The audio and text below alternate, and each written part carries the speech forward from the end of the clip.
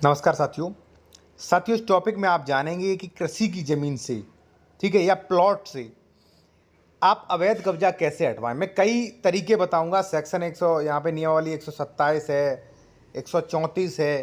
ये सारी की सारी चीज़ें जो है मैं आपको बताऊंगा विस्तार से, सुव्यवस्थित तरीके से। तो यदि मान लीजिए आपकी ज़मीन पे अवैध कब्जा है तो आप इससे हटवा भी सकते हैं, ठीक है। अब साथियों यहाँ पे सेक्शन 134 देखिए। उससे पहले मैं आपको बता दूं कि कई सीनियर एडवोकेट भी भाई हमारे पास कमेंट्स करते हैं, क्वेश्चन करते हैं। तो पहले तो मैं आपसे कहूँगा कि मुझसे क्वेश्चन करने से पहले, हमारे वीडियो को गलत साबित करने से पहले आप थोड़ा पढ़ाई कर लिया करें। अगर आपको फुर्सत मिल जाए, ठीक है, तो पढ़ाई कर लिया करें, क्योंकि आप पढ़ते लिखते हो नहीं, ठीक है ना। आप सीधा ये सोचते हो कि कोई हमें रिसर्च करके सीधा आदेश दे दे कोर्ट का और सारी चीज़ें आपको बता दे फ्री में, ठीक है। आपको 100-200 रुपये लेने से फुर्सत नहीं है क्लाइंटों से। तो भाई रिसर्च करिए, थोड़ा समय आप रात में आइए, रिसर्च करिए, वहाँ पे 2-4 घंटे अपनी लाइब्रेरी में बैठ के पढ़िए, ठीक है। हमारे वीडियोस पे प्रश्न चिन्ह मत उठाइए, क्योंकि हम जो भी लाते हैं विद प्रूफ के लाते हैं, बुक्स का यहाँ पे डिटेल लाते हैं, ठीक है ना। तो सबसे पहले तो यही कहूँगा साथियों। यहाँ पे आप देख सकते हैं बिना हक के भूमि के अध्यासी व्यक्तियों की बेदखली, ठीक है। यानी कि जो बिना अधिकार के अगर कोई आपकी भूमि पर कब्जा किए है तो ऐसे व्यक्तियों की बेदखली, यानी कि उन्हें बाहर निकालने की प्रक्रिया क्या है, वही इस सेक्शन 134 में प्रोविजन किया गया है। और यहाँ पे आप देखेंगे तो ये एक नियम भी है कि ऐसे लोगों से आप मुआवजा भी ले सकते हैं। मैंने नेक्स्ट वीडियो में बताया भी था।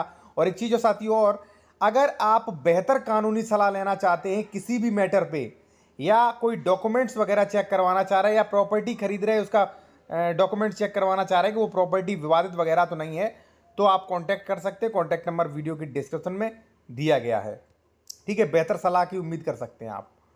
अब देखिए साथियों, यहां पे क्या कहता है कि जहां कोई व्यक्ति तत्समय प्रवर्तित विधि के उपबंधों की अनुरूपता अन्यथा भूमिदर या आसामी की सहमति के बिना, यानी कि जिसका जमीन है उसकी सहमति के बिना किसी भूमि पर, आसामी जोत पर या अंश पर किसी भूमि पर कब्जा कर लेता है या कब्जा रखता है, तो ऐसे व्यक्ति संबंधित भूमिदर आसामी के वाद, यानी कि जिसका मान लीजिए ये जमीन है उसके मालिक द्वारा वाद यानी कि केस पर बेदखली का दायी होगा, यानी कि बेदखली किया जाएगा, और विहित दरों से नुकसान का भुगतान भी करने का दायी होगा, ठीक है। तो भाई आपकी जमीन पर कोई कब्जा किए है तो आप केस ला सकते।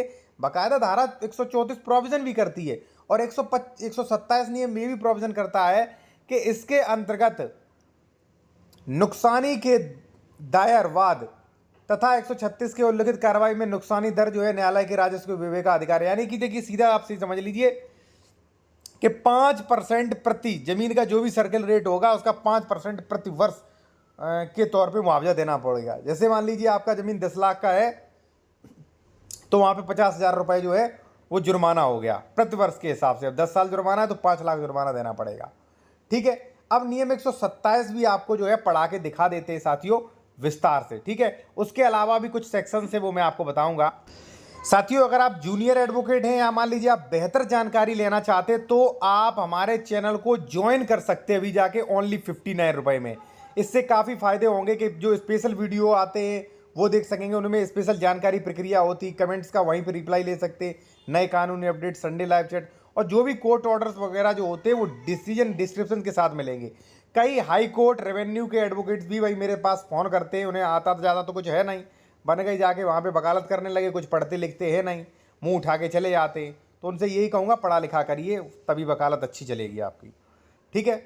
अब देखिए यहाँ पे देखिए, नुकसानी के लिए वाद दायर धारा 136 में उल्लिखित कार्रवाई में नुकसानी की दर न्यायालय अथवा संबंधित राजस्व अधिकारी के विवेक पर होगा। लेकिन देखिए अब आप कहोगे सर विवेक पे बता दिया, तो वो कहेंगे तो कुछ नहीं लगेगा, नहीं ऐसा नहीं है। लेकिन नुकसानी की धनराशि अध्यासन यानी कि कब्जे के प्रत्येक वर्ष के लिए विवादित भूमि पर लागू कलेक्टर सर्किल रेट के अनुसार अगणित धनराशि के 5% के बराबर धनराशि से कम नहीं होगी। यानी कि भाई कितना भी विवेक दिखा ले 5% तो कम जुर्माना नहीं होगा। न्यायालय राजस्व अधिकारी द्वारा अभिलिखित कारणों को निर्देश न दिया जाए, ठीक है।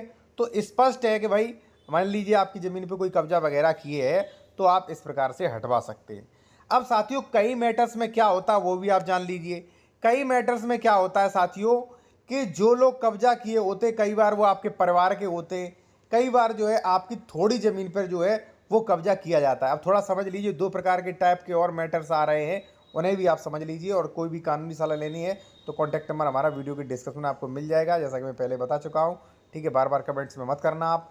जैसे मान लीजिए ये कब्जा आया साथियों, अब मान लीजिए ये बगल वाला काश्तकार जो है वो आपके में आ गया इधर, ठीक है ना, आपके खेत पे यहाँ तक कब्जा कर लिया।